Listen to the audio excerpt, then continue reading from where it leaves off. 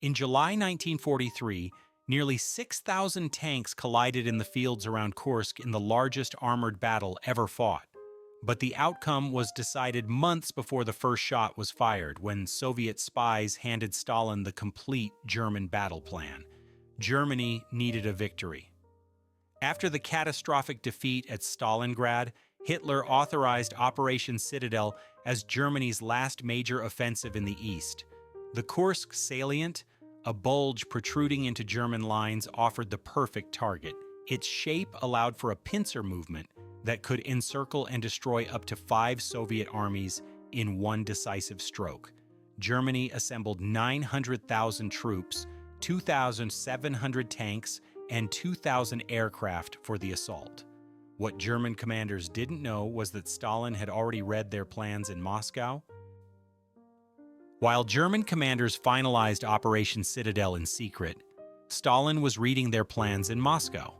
The Lucy spy ring in Switzerland began feeding detailed intelligence to the Soviets months before the attack.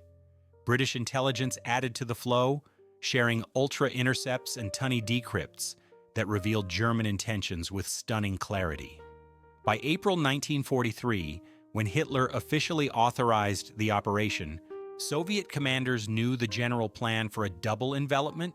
They knew the timing, tracking each delay as Hitler waited for new Panthers and Tigers to arrive. They knew the specific axes of attack. The 9th Army would strike from Orel in the north, while the 4th Panzer Army and Army Detachment Kempf would drive from Belgorod in the south. Stalin received complete details of German plans, enabling the Red Army to position 8 defensive belts spanning 37 miles deep, precisely where German armor would strike. This wasn't guesswork or strategic intuition. Soviet commanders knew exactly where to concentrate forces, creating the most prepared defensive position in military history. Intelligence transformed what could have been a vulnerable bulge into a killing ground designed specifically to absorb and destroy the German offensive. The intelligence advantage bought something even more valuable than foreknowledge: time. 2 months of intensive preparation. Time allowed the Soviets to turn the Kursk salient from a strategic liability into an impregnable fortress. But knowing where the enemy would attack was only the beginning. The Soviets had to build a fortress capable of stopping the most powerful armored force ever assembled. Over 2 months, 500,000 Soviet soldiers transformed the Kursk salient into a fortress unlike anything seen in modern warfare. The numbers tell the story of obsessive preparation. Soviet forces laid 503,993 anti-tank mines and 439,348 personnel mines across the salient. The density reached 2,500 personnel mines and 2,200 anti-tank mines per kilometer of front, creating the most densely mined battlefield in history. Soldiers dug 9,200 kilometers of trenches, connecting thousands of fortified positions at key strongpoints like Oboyan, Poniri, and Prokhorovka. Anti-tank ditches stretched across the landscape, channeling German armor into predetermined kill zones. 8 defensive belts extended 37 miles deep into Soviet territory. Each layer was designed not just to stop German armor, but to absorb it, channel it, and destroy it through overlapping fields of fire. Anti-tank guns were massed in coordinated fronts called pack fronts, allowing mutual support and creating zones where German tanks would face fire from multiple angles simultaneously. Artillery pieces were positioned for direct fire rolls against armor, ready to shatter German infantry assaults before they could support the panzers.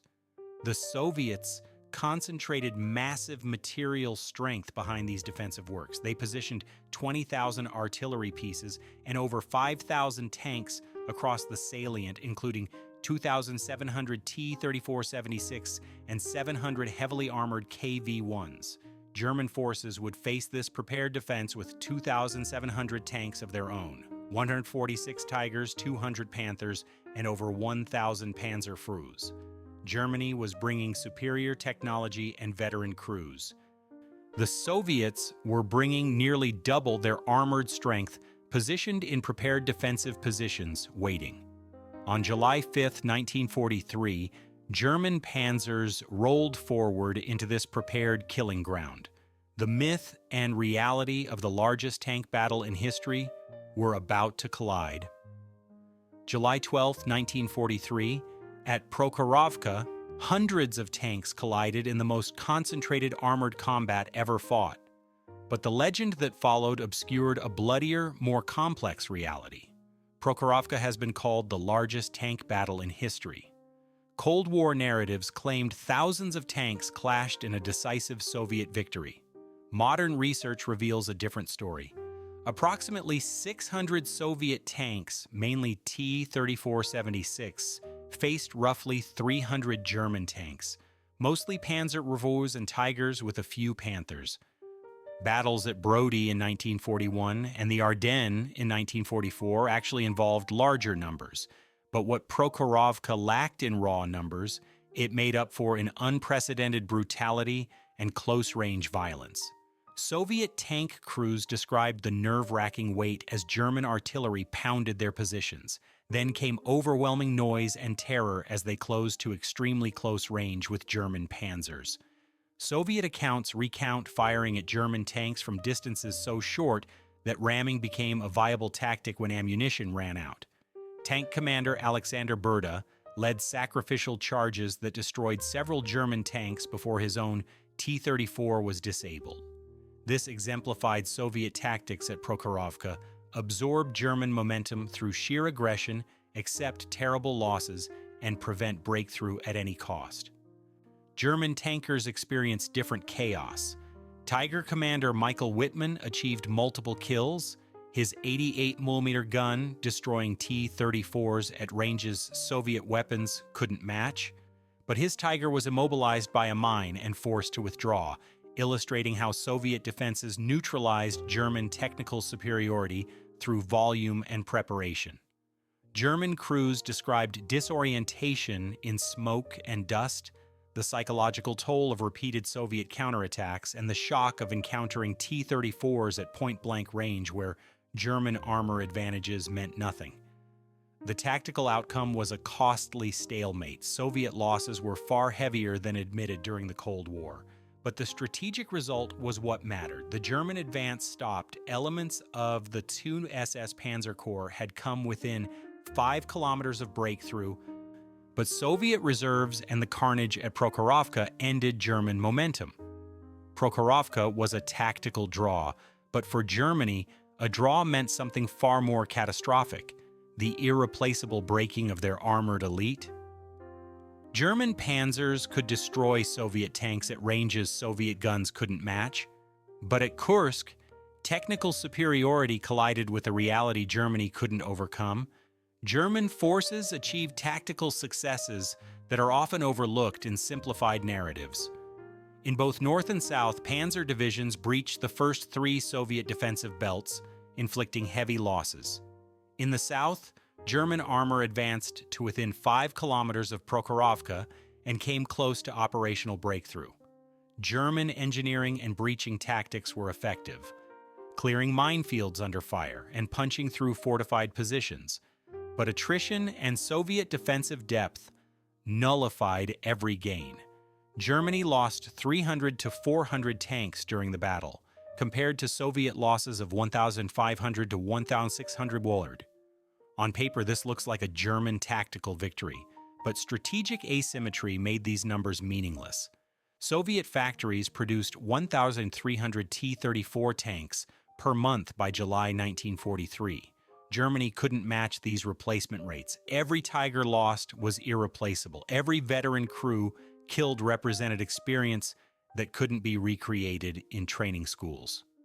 The loss of veteran tank crews and experienced commanders devastated German armored effectiveness more than raw tank numbers. German panzer divisions emerged from Kursk, reduced to fractions of their pre-battle strength. Many units lost their leadership, the officers and NCOs who made German combined arms tactics so effective. Germany's technologically superior Panthers suffered catastrophic mechanical failures, with many breaking down before reaching combat. The Panther's powerful 75mm gun and sloped armor meant nothing when the tank sat disabled behind German lines. German tank commanders described the psychological toll of the battle. They could destroy T-34s at long range, but dense minefields, constant artillery barrages, and waves of Soviet counterattacks wore down even elite units. The Tiger's 100mm frontal armor and 80mm gun made it the most formidable tank at Kursk, but poor reliability meant many Tigers never reached the battlefield or broke down during combat. Kursk ended Germany's offensive capability in the east permanently. Never again could the Wehrmacht mass armor for strategic offensive operations. The reserves of veteran crews, experienced commanders, and irreplaceable tanks had been shattered against Soviet defensive depth. With German armor broken and irreplaceable, the Red Army was about to transform defensive victory into something far more decisive, unrelenting offensive momentum. While German commanders assessed their stalled offensive, Soviet forces were already launching the counteroffensives that would carry them to Berlin. July 12, 1943. Even as Prokhorovka raged, the Red Army launched Operations Citadel and Rumyantsev. Soviet forces transitioned from defense to offense, while German forces were still engaged in the salient. This wasn't opportunistic exploitation. It was planned transformation of defensive victory into offensive momentum. The Soviets had prepared not just to stop the German attack, but to immediately counterattack with overwhelming force. Operations Kutuzov targeted the Ural salient north of Kursk, while Rumyantsev struck toward Belgorod and Kharkov in the south. Soviet offensives beginning at Kursk created continuous strategic momentum that would not cease until Berlin fell in May 1945. By August 3, 1943, Soviet tank strength peaked as Germans withdrew. The Red Army proved it could absorb Germany's best punch, then immediately counterattack with forces Germany couldn't match. Germany never again mounted major offensive operations on the Eastern Front. The strategic initiative passed permanently to the Soviets. German forces would fight desperate defensive battles for the next 2 years, but they would always be reacting to Soviet offensives, never dictating the tempo of operations. The psychological impact was profound. German troops and commanders were demoralized by the defeat, while Soviet morale soared with confidence in ultimate victory. From Kursk forward, the Eastern Front became a one-way road to Berlin. Soviet forces advanced relentlessly westward through Ukraine, Belarus, Poland, and finally into Germany itself. The defensive innovations pioneered at Kursk, the Pakfront anti-tank tactics, the integration of artillery and direct fire roles, the coordination of defensive belts with mobile reserves, evolved into offensive doctrine that influenced post-war Soviet and Western operational art. Kursk was not just where German armor died. It was where the road to Berlin began. The Battle of Kursk was the definitive clash that broke German armored power on the Eastern Front through a perfect convergence of Soviet intelligence, unprecedented defensive preparation, and overwhelming material superiority. By transforming espionage into fortification, the Red Army created killing grounds that absorbed Germany's last major offensive, inflicting irreplaceable losses in veteran crews, experienced commanders, and tanks Germany could never replace. The brutal tank-on-tank combat at Prokhorovka and across the Kursk salient involved nearly 6,000 armored vehicles in the largest concentration of mechanized warfare in history. It ended not in German breakthrough, but in the permanent transfer of strategic initiative to the Soviet Union. German tactical excellence and technological superiority couldn't overcome Soviet defensive depth, material advantage, and the strategic intelligence that turned a vulnerable salient into an impregnable fortress. 54,000 German casualties and 300 to 400 irreplaceable tanks represented more than numbers. They represented the end of German offensive power, the exhaustion of veteran formations that had conquered most of Europe, and the death of Hitler's last hope for victory in the East. From July 12, 1943 forward, the Eastern Front became a one-way road to Berlin, and it began at Kursk,